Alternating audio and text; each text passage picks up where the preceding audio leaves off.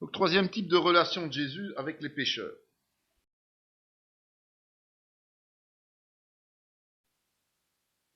C'est vrai que Jésus a expliqué beaucoup de choses aux foules, mais il y a eu des épisodes intéressants qui sont relatés aux évangiles et qui sont plus des dialogues entre Jésus et quelqu'un qui est considéré comme pécheur.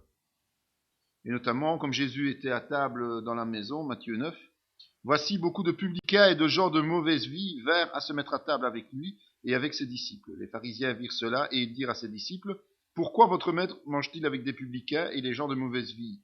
Ce que Jésus ayant entendu, il dit, ce ne sont pas ceux qui se portent bien qui ont besoin de médecins, mais les malades. Jésus a une priorité qui doit être la nôtre. C'est de rencontrer effectivement ceux qui souffrent, ceux qui ont besoin de quelque chose. Sinon, ça vaut pas la peine. On va avoir quelques extraits, quelques passages, parce qu'il y en a vraiment beaucoup dans les évangiles. C'est pour ça qu'on prend quelques passages de la vie, de relation de Jésus, puisque son ministère est vraiment empreint de dialogue et de rencontres. Mais on va déjà se rendre compte d'un certain nombre de choses, et notamment le fait que Jésus donne toujours une seconde chance. Les religieux, à un moment donné, vont essayer de tenter Jésus, de l'éprouver, en lui amenant qui? Une femme adultère. Et le principe, c'est de dire, voilà, il y a une règle juive qui dit que si on est une femme adultère, il y a une mise à mort. C'est la loi de Moïse qui prévoit que l'adultère est puni de mort. Donc, toi, Jésus, qu'est-ce que tu dis? Espérant ainsi le mettre en porte-à-faux, soit lui faire renier la loi de Moïse, soit mettre quelqu'un à mort et donc ne plus pouvoir le contrarier dans ses paroles d'amour d'autrui et tout ce qui s'ensuit. Il va faire fuir en fait son assistance. Par ses propos, il va réussir à faire partir l'assistance. Et puis quand tout le monde est parti, puisque personne n'ose jeter la première pierre de la lapidation, puisque la mort était la lapidation, eh bien il va directement s'adresser à cette femme adultère. Jean 8, verset 10-11. Alors s'étant relevé et ne voyant plus que la femme, Jésus lui dit, « Femme, où sont ceux qui t'accusaient? Personne ne t'a-t-il condamné ?» Elle répondit, « Non, Seigneur. » Et Jésus lui dit, « Je ne te condamne pas non plus. Va et ne pêche plus. » Cette femme-là n'est pas venue spontanément à Jésus, évidemment. Elle a été menée manu militari, et c'est pas pour ça que Jésus la condamne. Souvent, on pourrait dire, on va vers Jésus, et alors, automatiquement, il pardonne. Mais non, elle n'est pas venue spontanément, mais il ne va pas la condamner, il va simplement la renvoyer en lui donnant un ordre, c'est de ne plus pécher. Constatez quand même qu'il ne pardonne pas. Il ne la condamne pas, mais il ne lui pardonne pas.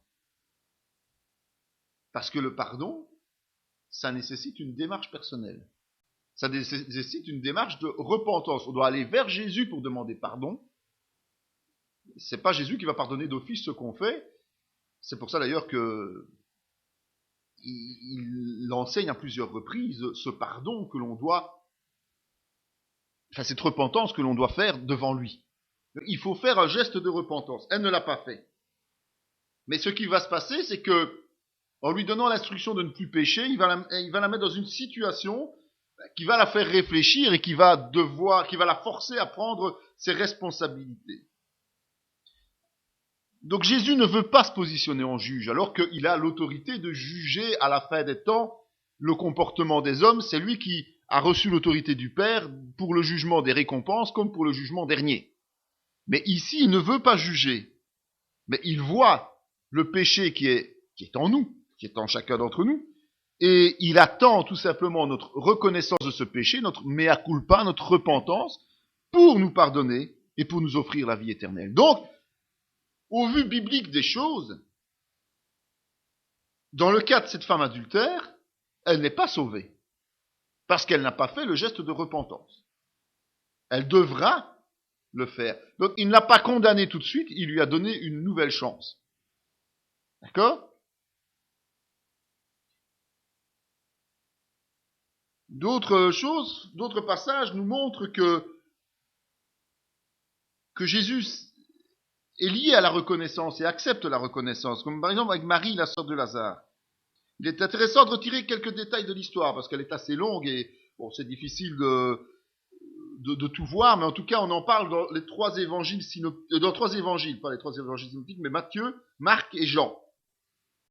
Et au départ, il est dit, dans Luc 10 notamment, comme Jésus était en chemin avec ses disciples, il entra dans un village, et une femme nommée Marthe le reçut dans sa maison.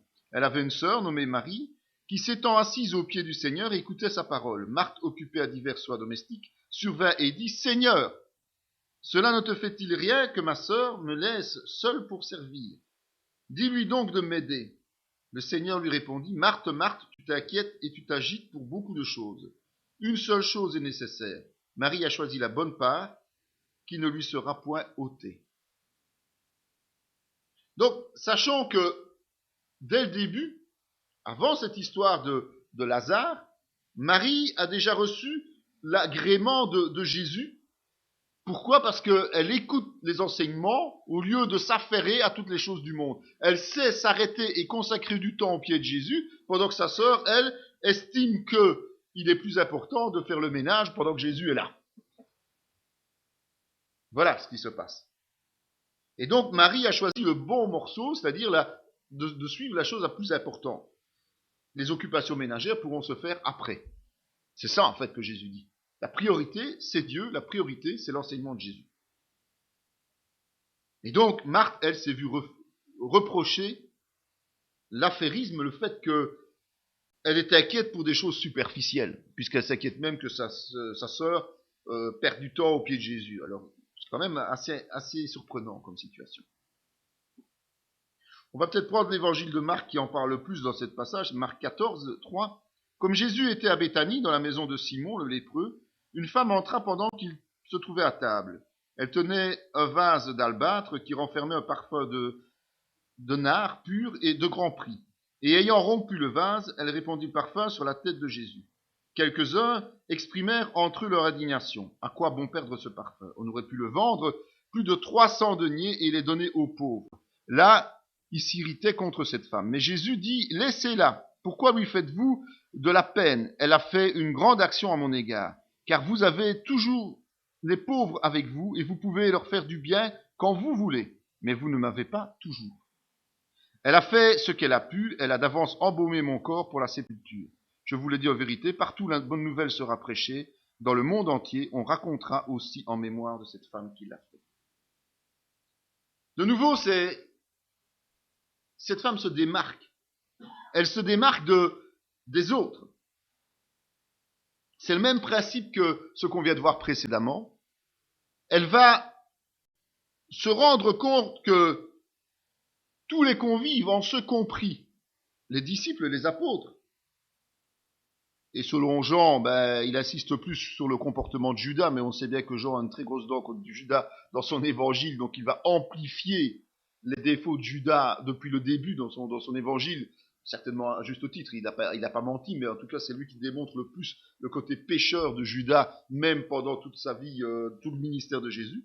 Eh bien, on va montrer, Marie va se démarquer parce qu'elle a plus de discernement et que les autres en manquent, puisque les autres reprochent à cette Marie de gaspiller un bien, alors que justement, ils ne se rendent pas compte que c'est leur cupidité matérielle qui fait ça, qui les amène à reprocher. Ils veulent justifier leur égocentrisme sur le fait qu'on aurait pu vendre pour pouvoir aider les pauvres. Bonne excuse. Mais si on l'avait vendu, est-ce qu'on aurait vraiment aidé les pauvres? Ça, c'est l'autre question. À mon avis, non. La réponse est sous-entendue. Mais Jésus a une position tout à fait différente. Parce qu'il est de l'avis de Marie, il est de l'avis de celle qui en fait est reconnaissante vis-à-vis de Jésus. Et donc elle ne va pas hésiter à agir d'une manière particulière. Elle va donner une valeur, les choses de valeur, alors que ici, les autres auraient réfléchi et réfléchissent en se disant on va gaspiller. Elle dit ça a de la valeur, donc il est digne de cette valeur. Vous voyez la différence? elle va glorifier Jésus alors qu'il est toujours présent sur terre. Et ce Jésus, voilà, il est là. Et il accepte. Il accepte cette reconnaissance de cette femme qui est en train de le glorifier avec ce qu'elle a de plus précieux. Pourquoi il l'accepte? C'est ça qui est important, évidemment. C'est parce qu'il va mesurer sa sincérité, la sincérité de ce qu'elle va donner. Elle ne vient pas pour obtenir quelque chose, elle vient uniquement pour donner, sans rien en attendre de plus, par reconnaissance vis-à-vis de Jésus. Et comme elle va donner par reconnaissance vis-à-vis de Jésus, eh bien, elle va être agréée par Jésus. Son don, son cadeau, c'est la même chose quand la vieille dame a donné sa piécette. Jésus a bien insisté sur, c'était pas la valeur de ce que l'on donne, mais c'est la sincérité du geste que l'on accomplit. Des gens auront beau donner toute leur dîme pendant toute leur vie, ils ne recevront rien en récompense dans les cieux. Parce qu'ils l'ont fait comme une règle et non pas comme un cadeau. Ce n'est pas la valeur, ce n'est pas l'intérêt qui prévaut, mais le fait de savoir s'appliquer au bon moment à l'essentiel, ça c'est le cas de Marie qui est au pied de Jésus, et de placer Jésus à la première place pour lui rendre grâce, pour le remercier avec ce que nous avons de plus précieux. Ça, c'est ce que Jésus agrée. C'est ça aussi ce qu'on parlait être ami de Jésus-Christ, c'est ça. C'est bien déterminer nos priorités et savoir payer avec ce que nous avons de plus précieux, cette reconnaissance quelque part, sans en attendre quoi que ce soit en retour. On voit qu'ensuite, il y a une pécheresse qui est pardonnée. C'est un peu le même principe que ici avec ce vase, et c'est Luc qui va nous raconter ça. Et c'est un homme cette fois-ci, qui s'appelle Simon, c'est un pharisien. C'est pas Simon le lépreux qu'on a vu précédemment, dont on a parlé précédemment. Dans Luc. Et voici une femme pécheresse qui se trouvait dans la ville. Ayant su qu'il était à table dans la maison du pharisien, apporta un vase d'albâtre plein de parfums et se tint derrière aux pieds de Jésus. Elle pleurait et bientôt elle lui mouilla les pieds de ses larmes, puis les essuya avec ses cheveux, les baisa et les oignit de parfum. Je dis c'est Simon, c'est moi qui me trompe, c'est dans la maison de Simon, c'est pas lépreux, excusez-moi. C'est une erreur. Donc, on pourrait dire que la femme précédente, bon, si c'est la même Marie, il y a un peu des discussions là-dessus, Marie qui est reconnaissante de ce que Jésus fait pour elle. Ici, c'est une femme pécheresse tout simplement, une femme comme vous et moi qui, quand nous ne connaissons pas Jésus, à un moment donné, allons arriver à ses pieds et elle va lui rendre des honneurs exceptionnels. Et vous remarquez que chaque fois que quelqu'un honore Jésus-Christ, la majorité des gens qui sont autour ne l'apprécient pas. Vous avez déjà remarqué ça? Il y a toujours des gens qui vont critiquer, qui vont se plaindre de votre comportement quand vous honorez Jésus-Christ. Donc ne vous attendez pas à ce que tout le monde vous applaudisse quand vous allez faire des choses pour Dieu. Ça ne marchera pas. Vous allez plutôt avoir des gens qui vont vous contrarier, qui vont vous critiquer, que d'avoir des gens qui vont apprécier.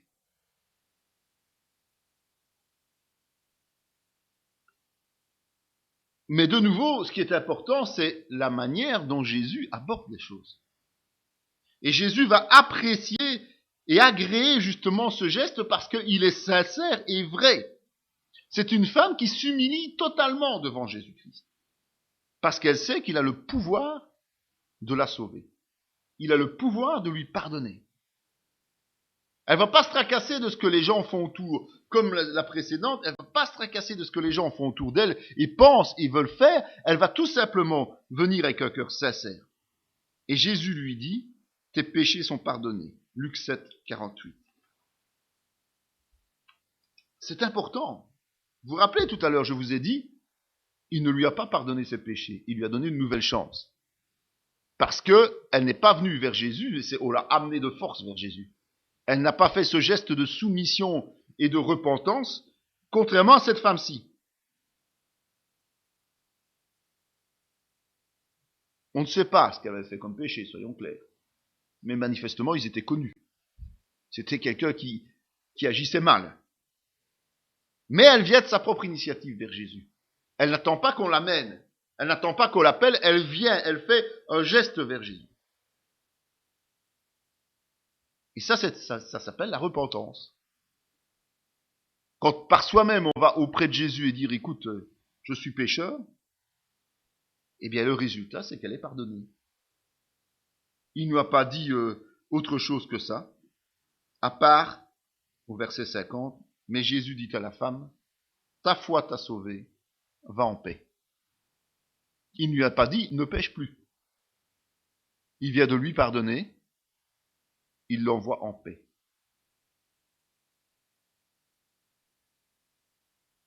C'est vrai qu'ici, on voit que Jésus a la capacité de pardonner, donc ça fait que les gens vont commencer à se poser des questions. C'est une des fois où les gens se disent, mais enfin, il se prend pour qui, celui-là? Il n'y a que Dieu qui peut pardonner les péchés.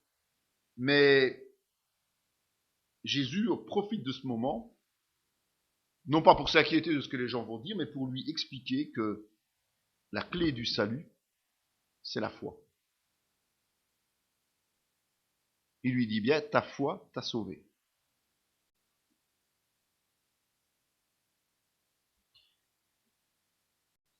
Il va placer aussi le pardon avant la guérison.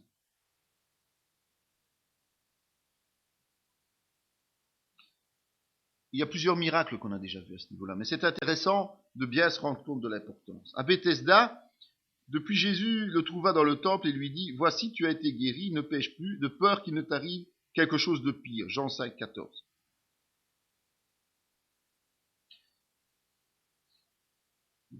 Jésus avertit qu'il ne faut plus pécher. C'est la même chose que pour la femme adultère qu'on a vue précédemment.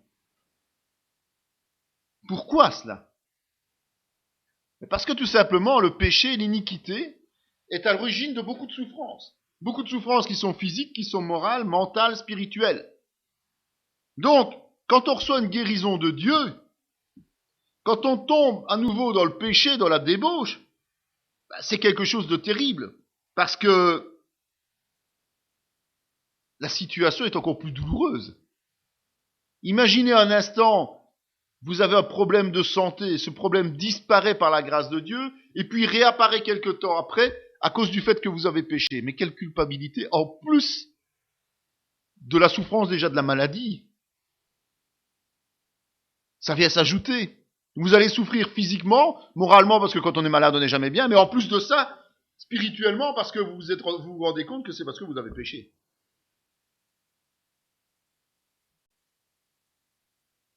Donc,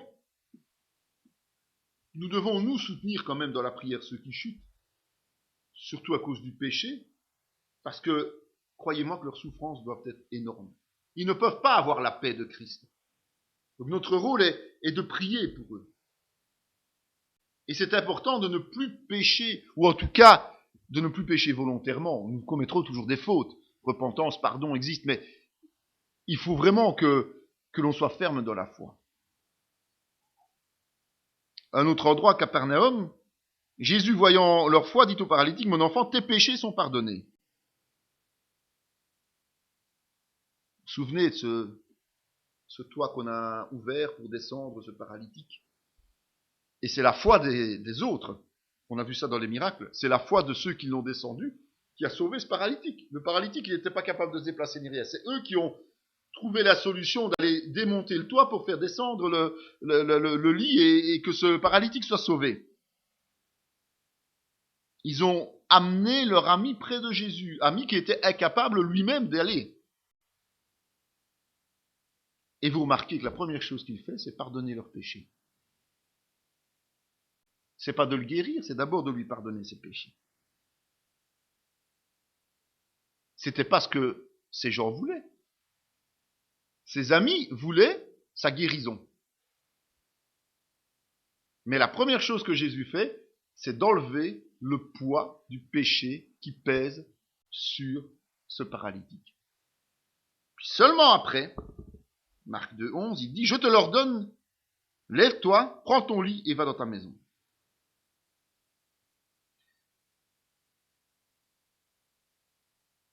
c'est parce qu'il s'est rendu compte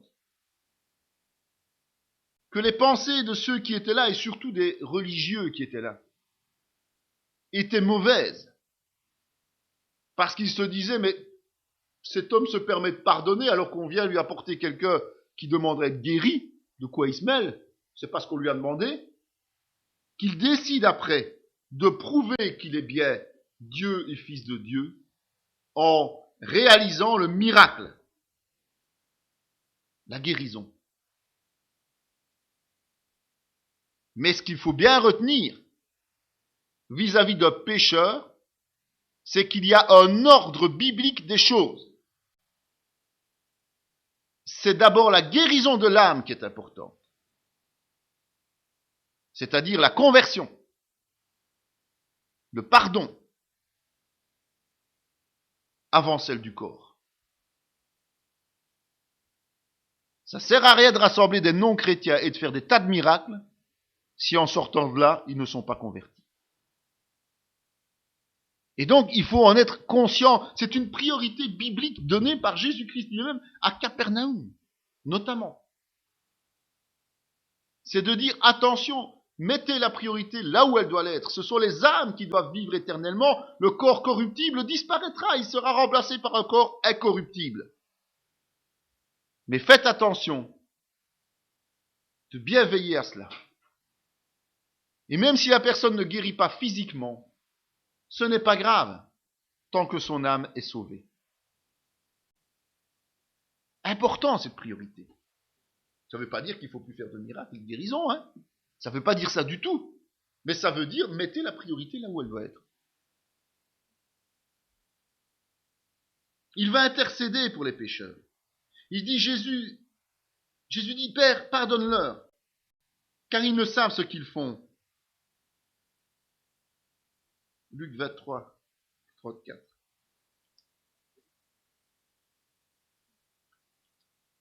Jésus est en train de prier pour ceux qui sont en train de le crucifier. Pourquoi? Parce que, c'est notamment dit dans Jean 3,16, il aime le monde. Il aime le pécheur. Ne croyez pas que Jésus est en colère contre les pécheurs, que Jésus déteste les pécheurs. Non, Jésus aime les pécheurs. Sinon, on ne serait pas là, je vous rassure là. On serait ailleurs. On serait condamné à mort, spirituellement. S'il ne nous avait pas aimés, il ne se serait pas sacrifié. Donc il aime à ce point que même ceux qui le font mourir, il intercède pour eux. Il faut bien se rendre compte que l'état de pécheur, c'est un état d'aveugle. Le péché rend aveugle. Et lorsque vous priez pour les pécheurs, eh bien, ça va permettre au Saint-Esprit de se mettre à l'œuvre dans le cœur des gens pour les convaincre de pécher, pour leur ouvrir les yeux sur leurs conditions spirituelles réelles et sur leurs besoins. Donc si nous ne prions pas pour les perdus, nous ne gagnerons jamais personne à Christ. Il faut prier pour eux, pour que le Seigneur leur montre. Si nous commençons à juger les gens du monde et à les laisser dans leurs problèmes de péché, jamais ils ne viendront à Jésus-Christ.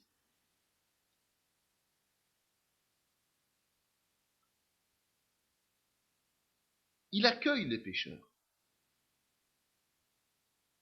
Il partage avec eux d'ailleurs. Tous les publicains et les gens de mauvaise vie s'approchaient de Jésus pour l'entendre. Et les pharisiens et les scribes murmuraient disant, cet homme accueille les gens de mauvaise vie et mange avec eux. Luc 15. Vous savez, Jésus n'a aucune honte à se montrer en présence de ces gens qui sont les parias de la société, en fait. Les gens qu'on ne doit pas fréquenter. Jésus n'a aucune honte de cela. Alors que tous les religieux de cette époque sont en train de les dédaigner, de les rejeter, c'est vers eux que Jésus va. C'est d'ailleurs ce qui a fait la grosse pomme de discorde entre Jésus et les religieux, c'est que ils faisaient tout le contraire de ce que eux préconisaient. En réalité, ils revenaient à la base de ce que Dieu veut. Et tout qui va venir vers lui fût-il le pire des pécheurs, eh bien, il va l'accueillir et il va l'enseigner. Évidemment, qu'est-ce qu'il va faire avec ces gens? Il va les appeler à la repentance. Et Jésus leur dit, je vous le dis en vérité, les publicains et les prostituées vous devanceront dans le royaume de Dieu, car Jean est venu à vous dans la voie de la justice, et vous n'avez pas cru en lui. Mais les publicains et les prostituées ont cru en lui, et vous, qui avez vu cela, vous ne vous êtes pas ensuite repentis pour croire en lui. La repentance, c'était le message de Jean-Baptiste. Il appelait à la repentance, point, c'est tout. Il n'avait pas encore reçu le message, lui, du salut. Et donc, il n'était pas capable de connaître le principe du salut tel que Jésus l'a annoncé. Mais il était là pour aplanir les sentiers, et donc il était là pour appeler à la repentance, pour que les gens prennent déjà conscience de leur côté pécheur, et en arrivent à accepter que quelque part, ils étaient loin d'être parfaits, qu'ils avaient besoin de guérison spirituelle. Et la récompense de cette repentance, c'est quoi? C'est le salut. Mais tous ceux qui refusent cette repentance, et notamment les Juifs dont on parle, ils vont devoir attendre bien longtemps, à la fin des temps, pour enfin reconnaître Jésus comme leur Messie. Mais entre-temps, tous ceux qui meurent ne meurent pas au Christ. Ils ne meurent pas dans les bras du Seigneur. Ils meurent et sont destinés à l'enfer. C'est un reste qui sera trouvé fidèle et qui permettra justement à ce reste d'être dans le royaume des cieux.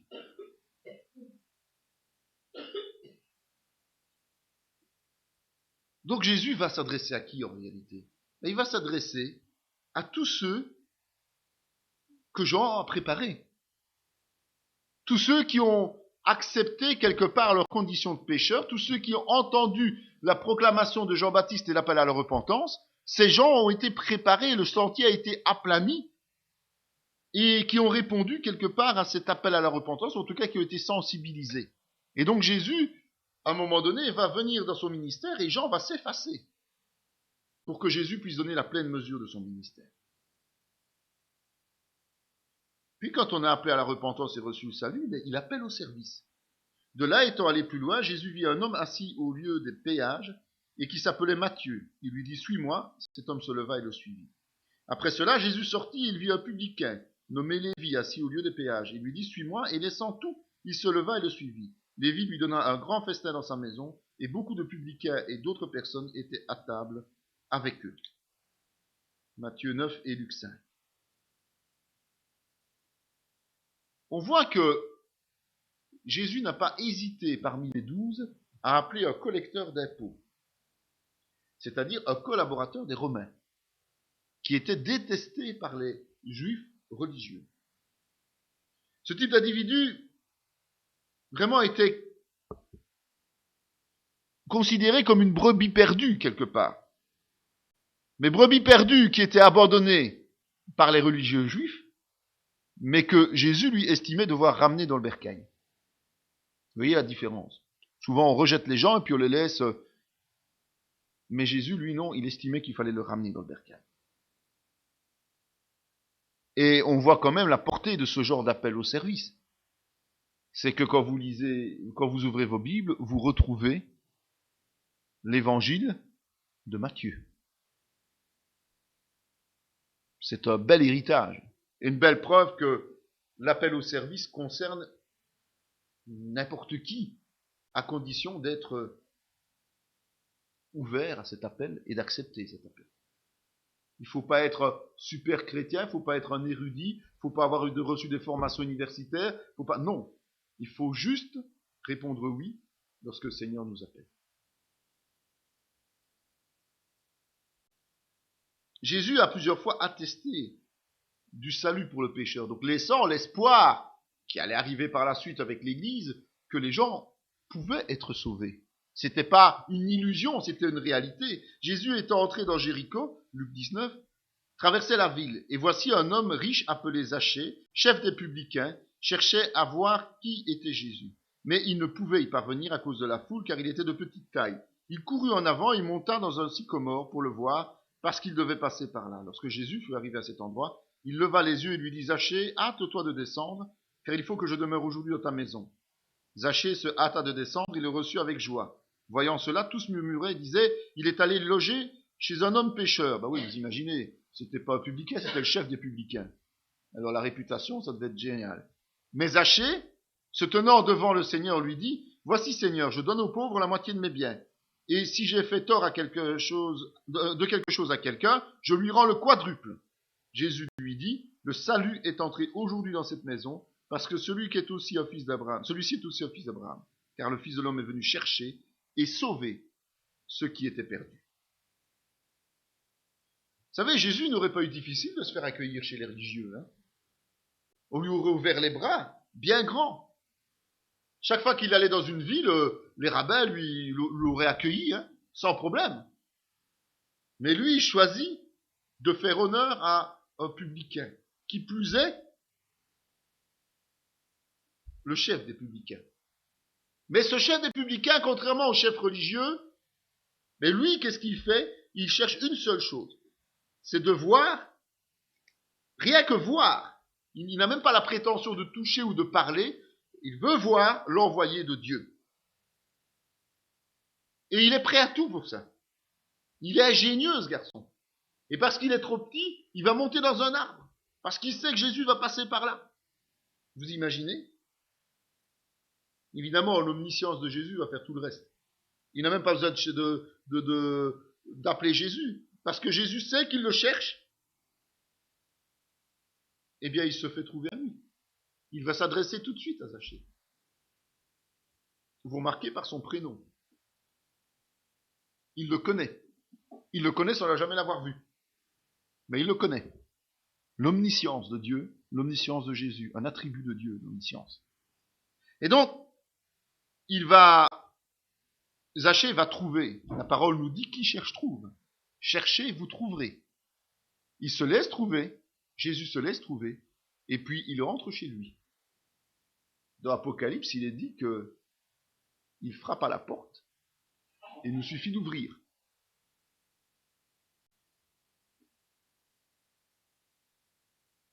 Il est clair que quand on voit le comportement de Zachée, avec l'éclairage que nous avons aujourd'hui de la parole de Dieu, on se rend bien compte que, alors qu'il est pécheur, et qu'il en est conscient, important, on voit qu'il fait repentance. S'il veut voir l'envoyé de Dieu, c'est parce qu'il est conscient qu'il est pécheur.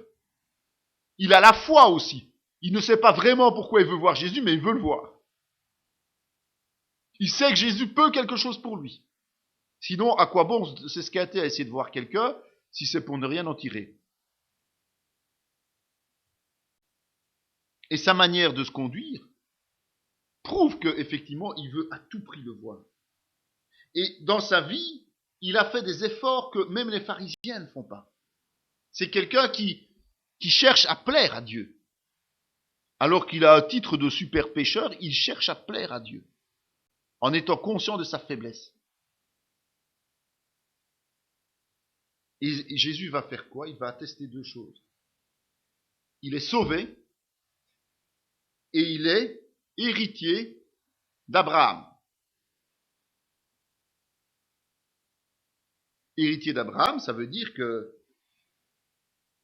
il va faire partie de l'Église, en devenir quelque part. Il fait partie de la lignée qui va être dans le ciel. Cette myriade d'étoiles ou ces grains de sable sur la plage, eh bien, il fera partie de ce groupe dont nous pouvons espérer faire tous partie.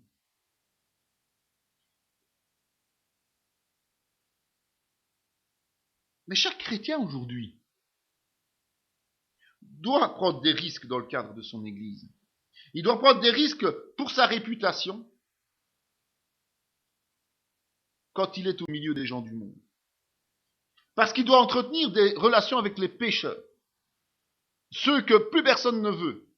Ceux que les gens rejettent. Il doit entretenir des relations, mais évidemment dans un seul objectif. Et c'est là qu'il faut bien insister. C'est pas de faire des péchés, de commettre des péchés avec eux. C'est pas de passer du temps pour passer du temps avec eux. Le but unique, c'est de témoigner pour les gagner à Christ. Évidemment, la parole nous parle de sagesse, de prudence, de précaution. Il faut faire ça avec discernement et pas n'importe comment, on est bien d'accord. Il faut réfléchir quand on agit, mais il est important de bien se rendre compte que notre rôle de chrétien, c'est ne pas avoir peur pour notre réputation.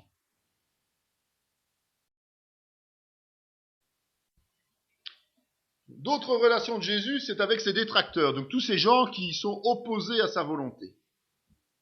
Et on voit que la plupart des détracteurs de Jésus sont justement, bizarrement, ce qu'on appelle des justes, c'est-à-dire des religieux orthodoxes juifs. Mis à part, évidemment, quelques-uns d'entre eux qui, comme Nicodème, qui est un juif orthodoxe, mais qui, lui, était favorable à Jésus. Souvent, ça va être des conflits. Donc ça va être une discussion âpre, dure, avec ces gens-là. Il est dit dans Matthieu 12, les pharisiens sortirent et ils se consultèrent sur les moyens de le faire périr, mais Jésus, l'ayant su, s'éloigna de ce lieu. Jésus accueillait, on l'a vu, facilement les pécheurs et était accueilli par les pécheurs. Donc c'était vraiment une histoire de on va dire, franche camaraderie presque dans l'absolu, si on veut trouver des mots humains. Mais il a parfois pris la décision de ne pas discuter. Il a parfois pris la décision d'écourter des discussions et de s'éloigner, comme dans ce cas-ci. Parce qu'il avait le discernement et qu'il ressentait qu'à un moment donné, il y avait un danger beaucoup trop important et que son temps n'était pas venu. Donc c'est-à-dire que par rapport au plan que Dieu le Père avait établi, le moment n'était pas venu de mourir, par exemple. Il voulait réaliser la volonté de Dieu dans le plan du salut, et donc il a refusé de précipiter certains événements. C'est la sagesse divine, ça. La sagesse à laquelle nous sommes nous aussi invités. Si Dieu décide des choses, nous devons les faire dans le temps de Dieu. Et selon la volonté de Dieu. Donc si nous sommes confrontés un jour à des ennemis, à des adversaires, il faut quand même nous assurer que cette rencontre-là corresponde bien à la volonté du Saint-Esprit. Sinon, on pourrait subir des dommages qui, c'est tout à fait inutile. Et stérile en plus. Donc on va voir quelques exemples de comment Jésus-Christ lui a agi. Lui qui n'accepte pas le compromis, il a des gens qui sont parfois agressifs vis-à-vis de lui. Ou en tout cas qui ont des idées négatives, soyons clairs. Il parle avec vérité, même si c'est chez les gens. Vous savez, parfois on est chez les autres et on n'ose pas parler parce que justement, en étant chez les autres, on ne voudrait pas les froisser. On est invité quand même. Alors même s'ils disent des choses qui ne sont pas très justes, on va quand même pas risquer de se froisser. On est chez eux. Mais Jésus ne regardait pas comme ça. Et même quand il était en danger, que c'était le moment et c'était dans les plans de Dieu, il n'hésitait pas à parler. C'était son rôle. Voilà. On va prendre le passage de Jean 8 qui dit ceci, mais dès le matin, il alla de nouveau dans le temple et tout le peuple vint à lui. S'étant assis, il les enseignait. Alors les scribes et les pharisiens amenèrent une femme surprise en adultère et le plaçant au milieu du peuple, ils dirent, c'est le début de l'autre histoire, Maître, cette femme a été surprise en flagrant délit d'adultère. Moïse, dans la loi, nous a ordonné de lapider de telles femmes. Toi donc, que dis-tu? Il disait cela pour l'éprouver afin de pouvoir l'accuser. Mais Jésus s'étant baissé, écrivait avec le doigt sur la terre. Comme il continuait à l'interroger, il se releva et leur dit, que celui de vous qui est sans péché jette le premier la pierre contre elle. Et s'étant de nouveau abaissé, il écrivait sur la terre. Quand ils entendirent cela, accusés par leur conscience, ils se retirèrent un à un, depuis les plus âgés jusqu'au dernier. Et Jésus resta seul avec la femme qui était là au milieu. Donc c'est le début de l'histoire de la femme adultère. On a vu comment le comportement de compréhension et de compassion, cette deuxième chance qu'il lui a donnée à elle, mais ici ce sont ses détracteurs qui l'ont amené, non pas dans l'espoir que cette femme puisse être pardonnée, mais pour la faire condamner à mort.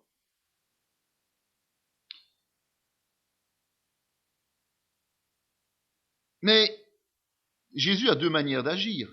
Autant il est rempli de compassion pour cette femme adultère, autant face à ces gens qui cherchent à le critiquer, en fait, à le prendre en défaut, autant il va répondre d'une manière tout à fait différente. Il va les mettre devant leur propre état spirituel. Vous savez ce qu'il explique, la poutre dans l'œil? L'on doit d'abord ôter avant de parler de la paille dans l'œil de l'autre. Eh bien, c'est exactement ça. Il dit clairement les choses sur un air détaché en plus. Fait comme si c'était tout à fait naturel. Mais vous imaginez la tête de ces gens qui espèrent le voir soit prendre une position ferme, soit se mettre en colère, soit il reste tout à fait détaché. Et il leur fait comprendre que, voilà, vous êtes devant cette situation, si vous êtes si parfait que ce que vous dites, et celui qui se sent le plus parfait, prenne la pierre et jette. Vous imaginez la surprise des gars qui sont là et qui se disent mais c'est quoi cette histoire? Et puis il fait comme s'il n'était plus là. Il baisse les yeux, il continue son petit griffonnage sur le sable. Alors essayez de penser un instant toutes les questions qui ont pu passer par la tête de ces gens qui étaient prêts à faire mourir cette femme. Il ne leur a pas donné de réponse. Ils sont partis, penauds certainement, tristes de ne pas avoir pu piéger Jésus, mais ils sont partis avec tout le poids de leur interrogation et tout le poids de leur mauvaise conscience. Alors que pour la femme, il lui a donné une seconde chance, en lui disant de ne plus pécher. La différence.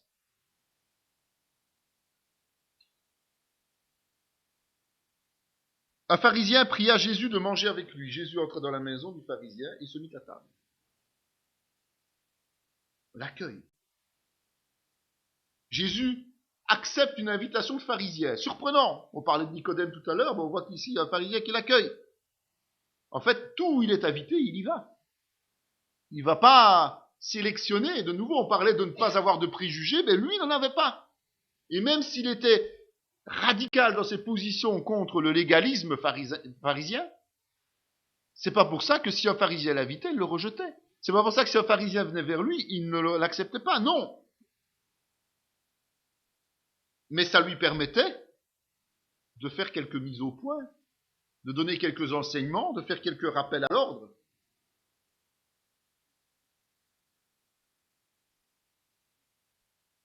Et Jésus va avoir des réponses parfois surprenantes, mais qui ont toute une richesse. Rappelez-vous, c'est chez ce pharisien que la femme pécheresse vient gaspiller, on va dire, essuyer ce parfum, laver les pieds, essuyer avec ses cheveux, vraiment se mettre à plat ventre devant Jésus. Et le pharisien qui l'avait invité, voyant cela, dit en lui-même, si cet homme était prophète, il connaîtrait qui et de quelle espèce est la femme. La femme qui le touche en plus. Imaginez. Il connaîtrait que c'est une pécheresse quand même. Donc la personne l'accueille chez lui, ce pharisien l'invite et en même temps a de mauvaises pensées contre lui. Abstenez-vous, quoi, quelque part. Et Jésus, qui a le discernement de nouveau, sait ce que ce pharisien pense, évidemment. En fait, une femme pécheresse qui touche un homme lui communique, le souille, en réalité, selon la loi juive. Quand même bien le savoir, ça. C'est quasiment l'équivalent d'un adultère, en exagérant un peu. Vous imaginez le dédain de ce pharisien qui voit Jésus faire ça. Et la manière de raisonner de ce pharisien qui dit mais s'il se laisse toucher par une femme pécheresse, c'est qu'il ne le sait pas, parce que sinon il n'accepterait jamais, lui qui est un juif. Donc, ce n'est pas un prophète. Rapide en conclusion. Rapide en conclusion. Et ça s'appelle du légalisme entre nous. On part sur des préjugés, sur base de ce qu'on croit être la vérité, et on ne va pas chercher plus loin où est la vérité selon Jésus-Christ. Jésus prit la parole et lui dit, « Simon, j'ai quelque chose à te dire. »« Maître, parle, répond-il. » Le pharisien n'a fait que penser. À mon avis, ça devait se voir sur la tête, sur sa tête, sur son visage, qu'il réprouvait ce qui se passait, mais il n'a pas parlé. C'est Jésus qui parle en premier. Ça doit quand même le perturber. Parce que lui qui vient de s'imaginer que Jésus n'est pas prophète parce qu'il laisse une femme pécheresse le toucher, Jésus est en train de lui parler, ou veut lui parler, et il doit se dire, mais comment il sait que je suis pas d'accord? Ça doit commencer à tourner un peu bizarre dans sa tête. Ça doit commencer à le perturber, ce qui se passe. Alors, par politesse, puisqu'un légaliste est poli en général, hein, très poli un légaliste, ils sont bien élevés ces gens-là. Il ne peut pas faire autre chose que de dire, écoute, si tu veux me parler, parle-moi. Vas-y, je t'ouvre la porte. Et Jésus dit, un créancier avait 2 débiteurs. L'un devait 500 deniers et l'autre 50. Comme il n'avait pas de quoi payer, il leur remit à tous 2 leurs dettes. Lequel l'aimera le plus? Simon répondit, celui, je pense, auquel il a le plus remis. Jésus lui dit, tu as bien jugé. Ça, c'est toute la manière de Jésus d'amener en douceur quelqu'un dans un piège dans lequel il ne pourra pas sortir, duquel il ne pourra pas sortir indemne. Pourtant, il est invité chez ce pharisien. Donc, il pourrait chercher à ne pas déranger ce pharisien. Il pourrait chercher à ne pas le perturber. Et dire, bon, écoute, madame, excusez-moi, mais bon, un autre jour peut-être, mais ici, vous êtes chez un pharisien, donc laissez mon hôte s'occuper de moi, et bon, non. Il va, en fait, porter l'estocade, il va porter une accusation contre son hôte, alors qu'il l'a accueilli. Il dit, puis se tournant vers la femme, il dit à Simon, vois-tu cette femme? Je suis entré dans ta maison, et tu ne m'as point donné d'eau pour laver mes pieds. Pourtant, c'était la coutume, hein. Mais elle les a mouillés de ses larmes, et elle les a essuyés avec ses cheveux. Tu ne m'as point donné de baiser. Mais elle, depuis que je suis entré, elle n'a point cessé de me baiser les pieds. Tu n'as point versé d'huile sur ma tête. Mais elle a versé du parfum sur mes pieds. C'est pourquoi je te le dis, ses nombreux péchés ont été pardonnés. Car elle a beaucoup aimé. Mais à celui à qui on pardonne peu, aime peu. C'est quand même une belle claque. Je crois que dire ça à celui qui l'a invité à manger, c'est quand même osé. Mais ça, c'est Jésus. Quand il dit que ton oui soit oui et que ton non soit non, c'est ça. C'est pas parce que tu m'as invité que je ne dois pas te dire la vérité. C'est pas parce que tu es bien gentil avec moi que je dois fermer les yeux sur tes excès. Et donc, il va lui reprocher la froideur de son accueil, son irrespect pour sa personne qui est le Messie, au regard de ce que la pécheresse, elle, a accompli. Et donc, il lui fait comprendre indirectement que son propre orgueil à lui l'empêche de se voir pécheur, et donc que les portes du salut lui sont fermées entre nous. Hein. C'est ça qu'il est en train de lui dire. Dire, écoute, ça c'est quelqu'un qui a fait repentance, qui reçoit le pardon et qui est sauvé. Mais toi, tu estimes que tu as peu à faire pardonner, donc tu seras peu pardonné. Mais il y a tout le reste qui est derrière, quoi. Ça, c'est Jésus. Jésus, il ne va pas regarder réellement où il est et face à qui il dira la vérité.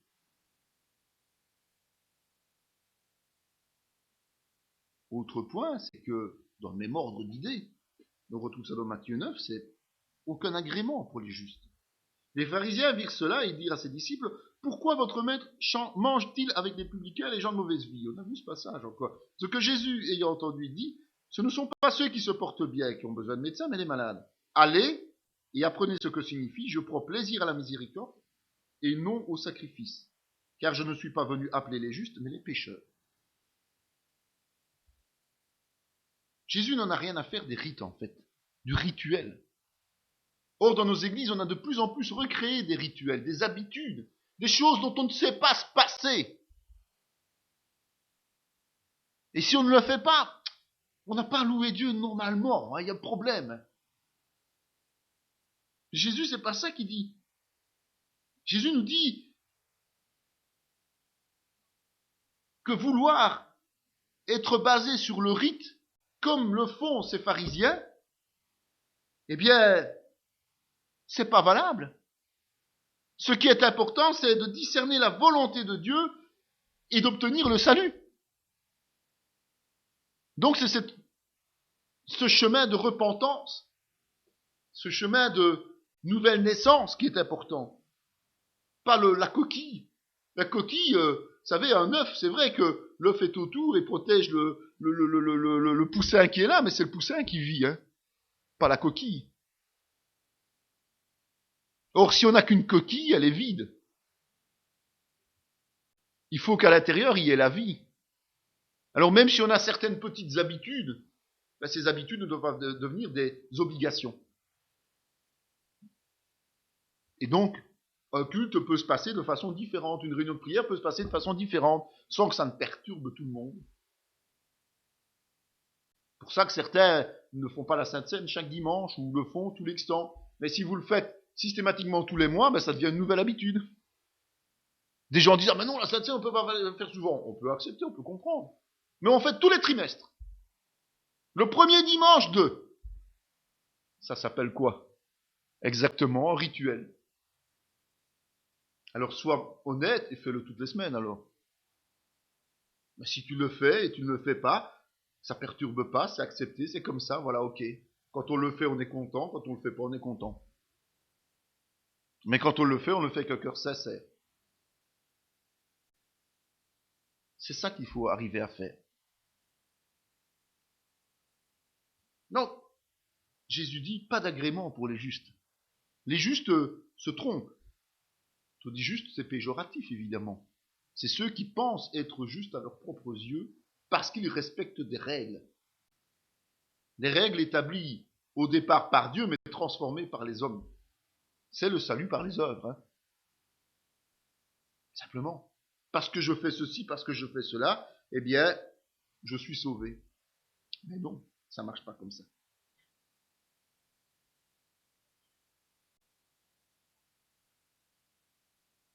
Dans Luc 6, verset 2, il dit « Quelques pharisiens leur dirent « Pourquoi faites-vous ce qu'il n'est pas permis de faire pendant le sabbat ?» Ah, terrible.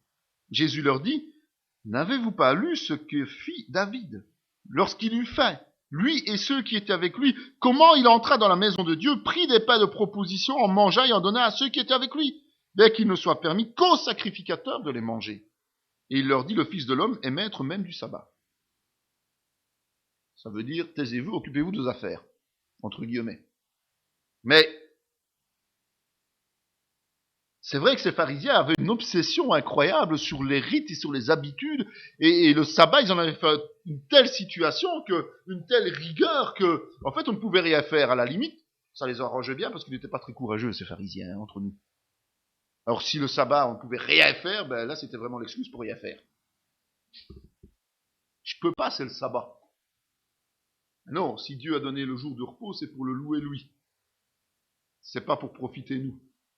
Pas la même chose. En même temps, nos corps en profitent, évidemment, mais c'est surtout pour lui rendre l'hommage, pour lui rendre le culte, pour venir le louer et l'adorer. C'est ça le sabbat. Pour venir entre frères et sœurs, partager du temps et apprendre à se connaître et à grandir ensemble. C'est ça le sabbat. Et Jésus, en fait, ce qu'il leur reproche là, c'est qu'il leur dit, vous êtes incapables d'interpréter la loi, de donner la dimension réelle de la loi. Vous ne comprenez pas, en fait. Vous prenez ça comme une constitution de pays, comme une loi dans les tribunaux où on utilise et on dit, ben voilà, si tu fais telle chose, ça fait telle punition. C'est exactement ça. Mais Dieu, c'est pas comme ça que ça fonctionne. Il y a une dimension spirituelle à toute chose. Et si on te dit de faire ça, c'est parce qu'il y a une portée à cela. Et c'est cette portée qui est importante. C'est pas le fait de faire ou de ne pas faire. En plus de ça, il leur reproche qu'ils ne reconnaissent pas Jésus comme leur Messie. Donc en fait, il leur reproche qu'ils ne comprennent pas les choses de Dieu. Ils ne comprennent pas que Jésus-Christ est venu pour sauver les hommes.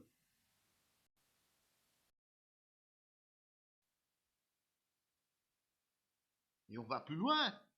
Lorsque, dans Matthieu 16, il est dit, les pharisiens et les sadducéens abordèrent Jésus et pour l'éprouver, lui demandèrent de leur faire voir un signe venant du ciel. Jésus leur répondit, le soir vous dites il fera beau, car le ciel est rouge, et le matin il y aura de l'orage aujourd'hui, car le ciel est d'un rouge sombre. Vous savez discerner l'aspect du ciel, et vous ne pouvez discerner les signes des temps. Une génération méchante et adultère demande un miracle. Il ne lui sera donné d'autre miracle que celui de Jonas. Puis il les quitta et s'en alla. Interpellant, hein, quand on voit que dans le monde chrétien, il y a des gens qui ne réclament que des miracles. C'est interpellant. Hein. C'est vrai que les miracles font partie de la vie du chrétien, mais ce n'est pas une priorité, comme je le disais tout à l'heure. Il y en a qui ne réclament que ça. On voit en fait que là, Jésus ne veut pas donner de guérison, il ne veut pas faire de miracles, il ne veut pas donner de signes. Il ne veut pas. Parce que ces gens qui lui réclament agissent par hypocrisie. Ils veulent le provoquer. Ils veulent simplement voir des signes. Ils veulent voir des choses extraordinaires. Mais en réalité, ils ne veulent pas une guérison spirituelle intérieure, personnelle, individuelle. Ils ne veulent pas venir à Jésus-Christ. Ils veulent juste voir des choses spectaculaires. Comme s'ils allaient au cinéma, comme s'ils allaient voir un spectacle de magie. C'est exactement ça. Mais aujourd'hui, combien de chrétiens agissent de cette sorte? Combien vont dans des assemblées pour voir des miracles? Mais quand vous leur dites connais-tu Jésus-Christ? Qu'est-ce que Jésus a fait pour toi? C'est volontaire, les blancs. Hein. Ils ne savent pas répondre. Hein. Ah mais, il m'a guéri de ça, tu sais. Il m'a guéri de ça. Je dis, ah, et qu'est-ce qu'il a fait d'autre pour toi? Je ne sais pas. Parce que Jésus est ton Seigneur et Sauveur. Pas besoin de ça, hein. Pas besoin de ça. Moi, j'ai besoin qu'il fasse des miracles. C'est ça, mon Dieu. Il me fait des miracles. Mais non, c'est pas ça. Et donc Jésus refuse de donner des signes à des gens qui vivent comme ça. Il leur dit, venez d'abord avec un cœur de repentance, venez d'abord pour recevoir le salut, et puis je vous donnerai les choses.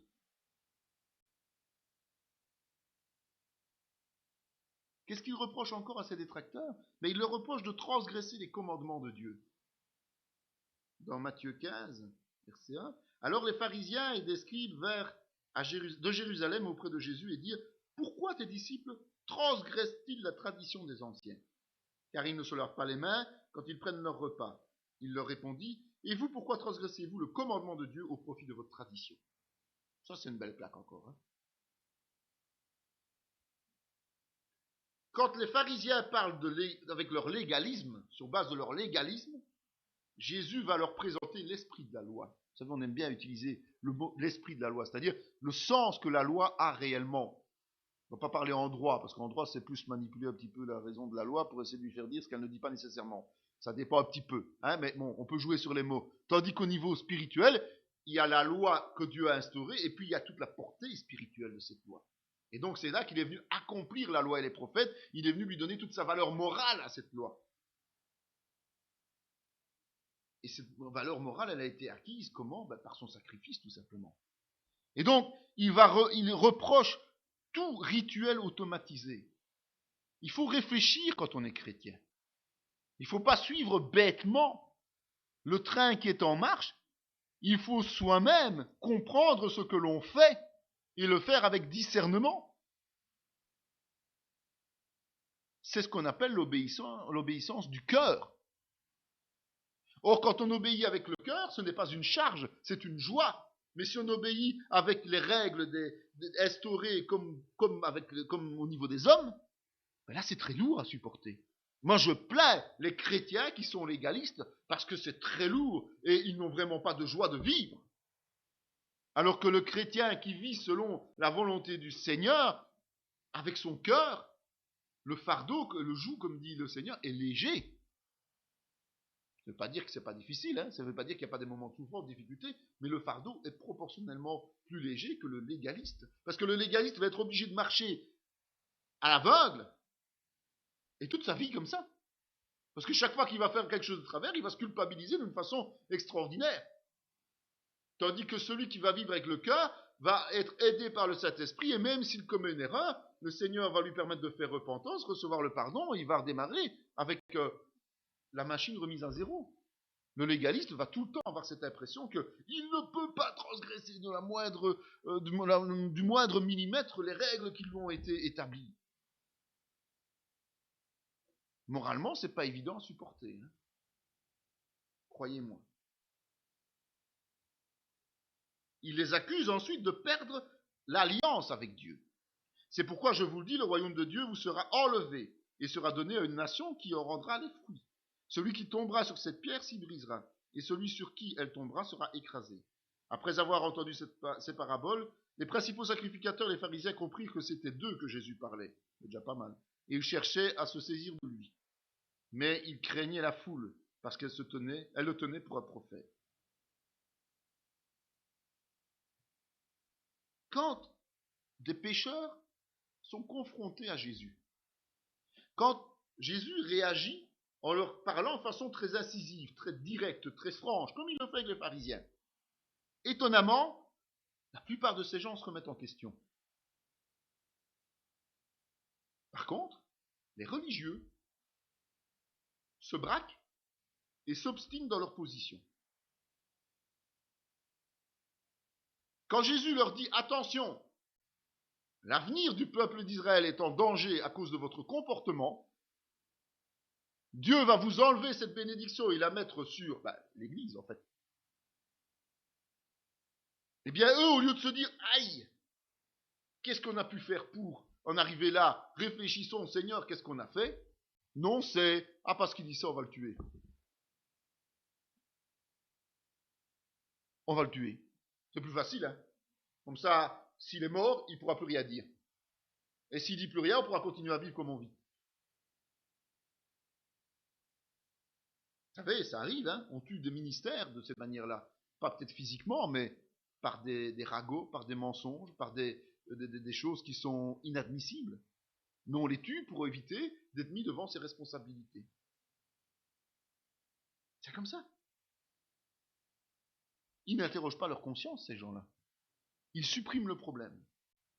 C'est un peu le concept d'aujourd'hui. Chaque fois qu'on a un problème, c'est Satan. Satan attaque. Satan attaque. Ah, je suis tombé, Satan m'a attaqué. J'ai fait tel péché, c'est Satan. Hein. Mais où est encore la responsabilité personnelle là-dedans? Si on la retape sur quelqu'un d'autre. C'est exactement ce qu'Adam a fait avec Ève, ce que Ève a fait avec Satan. C'est exactement ça, le schéma typique de la Genèse. Ce n'est pas moi qui ai mangé le fruit, c'est à cause de la femme que je l'ai mangé. C'est quand même toi qui l'as mangé. Hein. Et puis oui, mais c'est pas moi, c'est parce que c'est le serpent qui m'a dit que, et c'est pour ça que je l'ai mangé. Oui, mais tu l'as quand même mangé. Et qui est considéré comme responsable? Adam. Parce que c'était lui qui avait autorité sur la femme. Donc on se rend quand même bien compte que la logique de Dieu n'est pas celle des hommes. Et qu'il est important d'être conscient que l'on a notre responsabilité dans tout problème. Alors on comprendra bien qu'avec ce genre de mentalité pharisienne, on ne puisse pas recevoir le salut. Dans Luc 16, il est dit, les pharisiens qui étaient avares écoutaient aussi tout cela, et ils se moquaient de lui. Jésus leur dit, vous cherchez à paraître juste devant les hommes, mais Dieu connaît vos cœurs. Car ce qui est élevé parmi les hommes est une abomination devant Dieu. Il y en a qui feraient bien de relire régulièrement ce passage-là. Hein. Quand je vous parle des ministères qui deviennent des vraies vedettes, il faudrait peut-être quand même se poser la question, d'où est leur place auprès du Seigneur? Ça ne veut pas dire qu'un ministère ne peut pas avoir de l'importance et ne pas attirer des gens peut-être, mais quand ça devient du vedettariat, ça devient inquiétant. Parce que Dieu ne veut pas de cela. Et Jésus va condamner le comportement égocentrique des pharisiens, de ceux qui se moquent de lui. Mais s'ils se moquent de lui, c'est parce qu'ils sont aveugles spirituellement en réalité. Mais ils ne veulent pas reconnaître leur aveuglement, évidemment.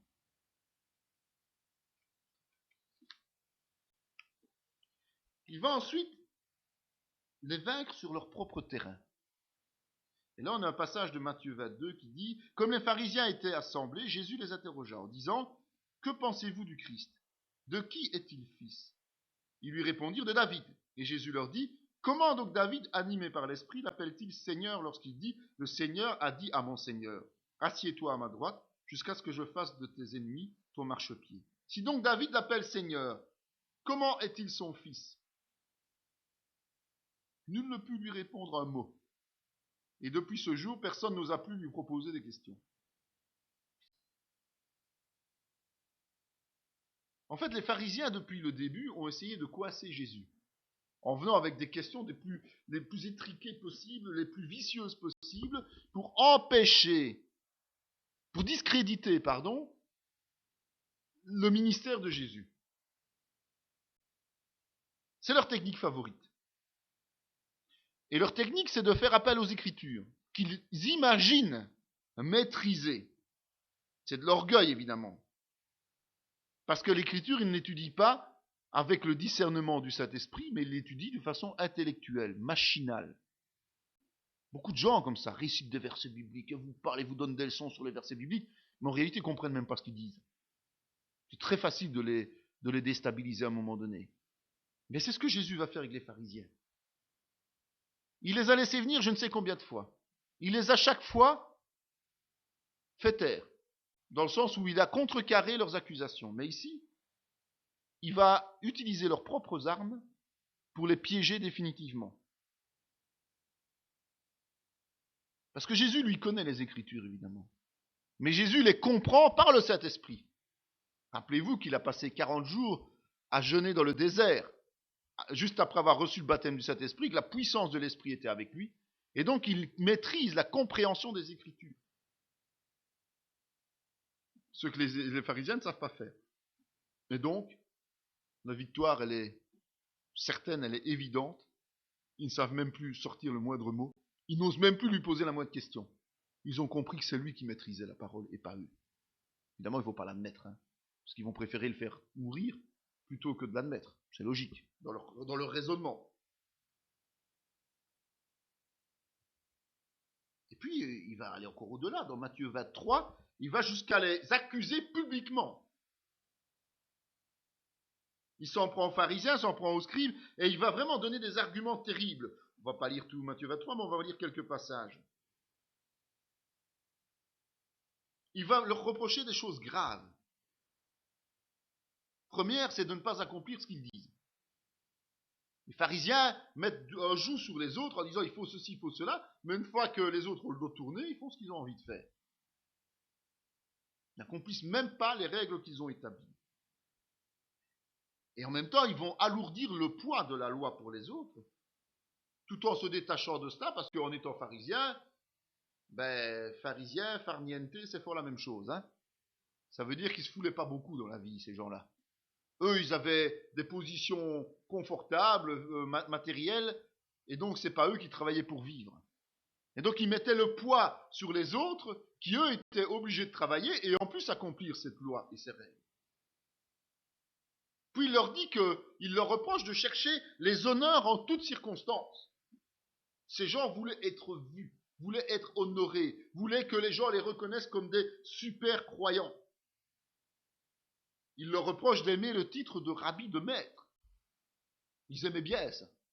C'est pour ça d'ailleurs qu'ils appelaient Jésus rabbi, c'est en espérant que Jésus leur renvoie l'appareil. Quand on veut être flatté, en général, on flatte les autres. Si on dit à quelqu'un « Oh, t'es bien beau, toi », on espère que l'autre va dire « Ah bah oui, toi aussi. » Moi, je suis pas si beau que ça, mais toi, par contre. C'est ça qu'on attend, en fait. Honnêtement, charnellement. Ben, c'est ce que les pharisiens attendaient, mais Jésus leur dit, malheur à vous, scribes et pharisiens hypocrites. C'est pas tout à fait ce qu'ils attendaient, hein. Pas tout à fait ce qu'ils espéraient.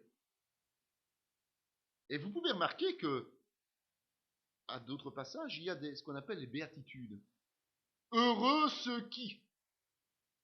Et ici, malheur à vous qui. C'est le sens opposé des béatitudes ici. On a souvent retenu les béatitudes, on dit, oh, heureux ceux. Même les chrétiens, on ne retient que les béatitudes. Mais il faudrait peut-être mettre une colonne béatitude et une colonne malédiction. Et on verrait les opposés entre les deux. Il y a d'un côté celui qui est serviteur de Dieu, celui qui se met au service de Dieu, et de l'autre côté, il y a le légaliste. Et peut-être qu'on ferait un peu plus attention. Peut-être qu'on réfléchirait un petit peu plus. Parce que ce sont des malédictions très claires. Et Jésus est en colère contre ces gens, il ne faut pas croire. Hein. Parce qu'il leur reproche quoi? D'empêcher que les hommes obtiennent le salut. Par leur comportement légaliste, les œuvres, et non pas la repentance. Il leur reproche de ne pas prier avec sincérité. Mais que leur objectif, c'est d'avoir des performances, de faire des performances, que l'on voit que ce sont des intercesseurs extraordinaires et qui sont au vu et au su de tout le monde, comme ça. Avec arrogance, évidemment. Ils volent les faibles, et de préférence les veuves, parce que ça ne savent pas se défendre. Ils entraînent les convertis dans la perdition. Donc vous imaginez, même ceux qui ont fait le pas vers le Seigneur, après ils les entraînent vers la perdition. Ils s'organisent pour que la loi corresponde à leurs besoins matériels. C'est-à-dire qu'ils s'organisent pour que donner un sens à la loi qui fait que ça répond à leurs besoins, à leur cupidité. On voit tout ça dans l'Église. Hein. Quand on crée des indulgences pour obtenir de l'argent, c'est ça. Hein. C'est du légalisme. Ils délaissent l'amour, la compassion, au profit de la règle, dure et rigide. Ils préfèrent l'apparence de vrais croyants que la pureté intérieure. Ils cultivent le péché caché. Tant qu'on ne voit pas, tout va bien. Ils rejettent ceux que Dieu envoie.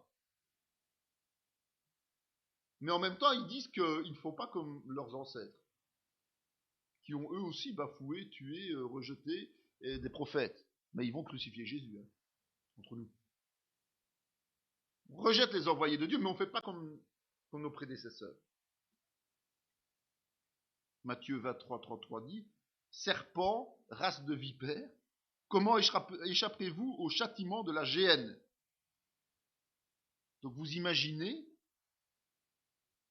que ce que Jésus leur dit, en les traitant de serpents quand même. Si vous faites un parallélisme avec le jardin d'Éden, le serpent c'est Satan. Et il leur dit, tout ce que vous faites là, ça ne vous destine qu'à une chose, à l'enfer. Le légalisme n'amène pas à la vie éternelle. C'est pourquoi voici, je vous envoie des prophètes, des sages et des scribes. Vous tuerez et crucifierez les uns, vous battrez de verges les autres dans vos synagogues, et vous les persécuterez de ville en ville, afin que retombe sur vous tout le sang innocent répandu sur la terre depuis le sang d'Abel, le juste, jusqu'au sang de Zacharie, fils de Barachi, que vous avez tué entre le temple et l'autel. Je vous le dis en vérité, tout cela retombera sur cette génération.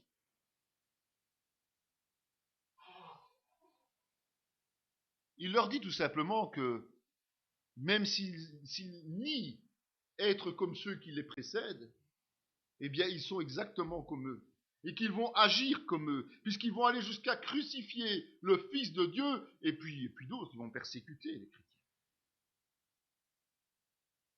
Et ce qui est fou, c'est qu'on voit que Jésus est mort pour tous nos péchés, à nous tous. Et ici, il dit que cette génération-là de leaders qui est présente au moment où Jésus est sur terre, leader pharisien, eh bien, endossera la responsabilité de tout ce que leurs prédécesseurs ont fait. C'est quand même frappant. Hein, c'est quand même frappant. Jésus a payé le prix pour les péchés de tout être humain. Et eux endosseront les fautes, la récompense, enfin le salaire des fautes de tous les juifs qui les ont précédés et qui ont tué les prophètes et autres, parce qu'ils avaient l'opportunité de reconnaître Jésus comme le Messie. Donc ça va leur coûter très cher pour l'éternité. Très très cher ce comportement. Jérusalem, Jérusalem, Matthieu 23 toujours, hein, qui tue les prophètes et qui lapide ceux qui t'ont envoyé. Combien de fois ai-je voulu rassembler tes enfants, comme une poule rassemble ses poussins sous ses ailes, et vous ne l'avez pas voulu. Voici, votre maison vous sera laissée déserte, car je vous le dis, vous ne me verrez plus désormais jusqu'à ce que vous disiez, béni soit celui qui vient au nom du Seigneur. Ça fait déjà un petit moment, évidemment on est déjà dans Matthieu 23, ça fait déjà un petit moment que Jésus parle comme Dieu. Donc il prend la position et l'autorité de Dieu. Il prophétise non seulement sur la responsabilité de ces religieux, de ces pharisiens, mais aussi sur le châtiment qui va tomber. C'est-à-dire la fin de Jérusalem, hein, la destruction de Jérusalem. Et puis il prophétise sur la diaspora, la dispersion des Juifs dans le monde, jusqu'au retour en gloire. Et pendant tout ce temps-là, Dieu sera éloigné du peuple juif. Il ne se tiendra pas à côté des Juifs. Ils vont vivre dans le désert spirituel jusqu'au retour en gloire de Christ. Vous imaginez. Seul un reste sera trouvé fidèle. Mais pour ceux qui ont suivi l'histoire d'Israël, on se rend compte qu'il a toujours gardé un noyau fidèle au travers des siècles. Pour qu'au moment du retour sur la terre d'Israël, eh bien, ce noyau fidèle puisse entrer en ligne de compte. Et aujourd'hui encore, il n'y a qu'un minimum de gens qui sont fidèles. Tous les autres, même s'ils sont en Israël, ne sont pas fidèles. Ils sont de nouveau légalistes ou tout à fait dilettantes. Mais un reste est fidèle, et ce reste connaîtra la gloire de Dieu. Et puis après, va venir le fameux discours de Matthieu 24, le discours eschatologique, donc là où il va parler vraiment du devenir du peuple d'Israël et de la terre. Dans Luc 11, on lit aussi, quand il fut sorti de là, les scribes et les pharisiens commencèrent à le presser violemment et à le faire parler sur beaucoup de choses, lui tendant des pièges pour surprendre quelques paroles sorties de sa bouche. De nouveau, quand on reçoit de telles paroles de la part de Jésus-Christ, on a un choix. Où on se dit, ok, je change, tu as raison, pardon, ou bien on endurcit son cœur pour toujours. Combien de chrétiens ont refusé le rappel à l'ordre que le Seigneur leur donne et se sont endurcis pour toujours? Et les pharisiens et les scribes ont choisi l'endurcissement du cœur puisqu'ils ont exécuté Jésus. Ce jour même, quelques pharisiens vinrent lui dire « Va-t'en par d'ici, car Hérode veut te tuer. » Et c'est là qu'on comprend dès le départ qu'il y a un petit nombre qui reste fidèle. Il y a des pharisiens qui ne partagent pas l'avis de la majorité et qui ont compris que Jésus est bien le Fils de Dieu. Et donc ce petit nombre vient l'avertir du risque qu'il encourt et l'invite à partir, à s'éloigner. Donc prennent soin de lui quelque part, s'inquiètent pour lui. C'est vraiment le début de l'histoire du peuple juif, côté après accomplissement des prophéties du Messie. Cette vidéo fait partie intégrante de la formation en théologie pratique dispensée par la mission de théologie Emmanuel de Parakou, Bénin, sous l'autorité académique du Centre chrétien Emmanuel SBL, Spa, Belgique. Pour mieux connaître nos activités, voici nos différentes adresses.